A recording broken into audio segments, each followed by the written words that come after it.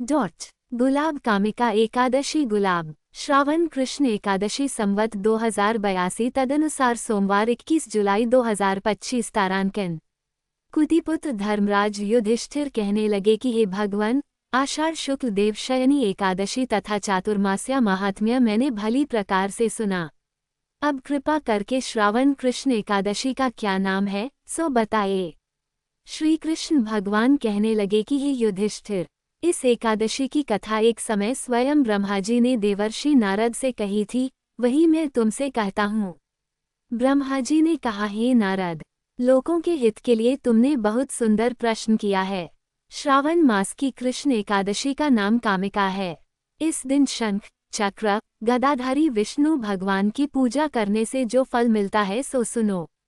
जो मनुष्य श्रावण में भगवान का पूजन करते हैं, उनसे देवता, गंधर्व और सूर्य आदि सब पूजित हो जाते हैं। अतः पापों से डरने वाले मनुष्यों को कामिका एकादशी का व्रत और विष्णु भगवान का पूजन अवश्यमेव करना चाहिए। जो मनुष्य इस एकादशी के दिन भक्तिपूर्वक तुलसी दल भगवान विष्णु को अर्पण करते हैं, वे इस संसार के समस्त पापों से दूर रहते हैं। तारांकन कथा। तारांकन एक गांव में एक वीर क्षत्रिय रहता था। एक दिन किसी कारणवश उसकी ब्राह्मण से हाथापाई हो गई और ब्राह्मण की मृत्यु हो गई।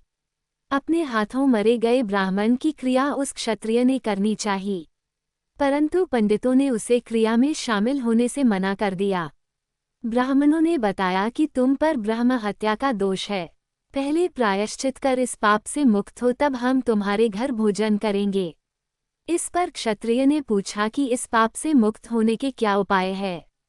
तब ब्राह्मणों ने बताया कि श्रावण माह के कृष्ण पक्ष की एकादशी को भक्तिभाव से भगवान श्रीधर का व्रत एवं पूजन कर ब्राह्मणों को भोजन करा के दक्षिणा के साथ आशीर्वाद प्राप्त करने से इस पाप से मुक्ति मिलेगी।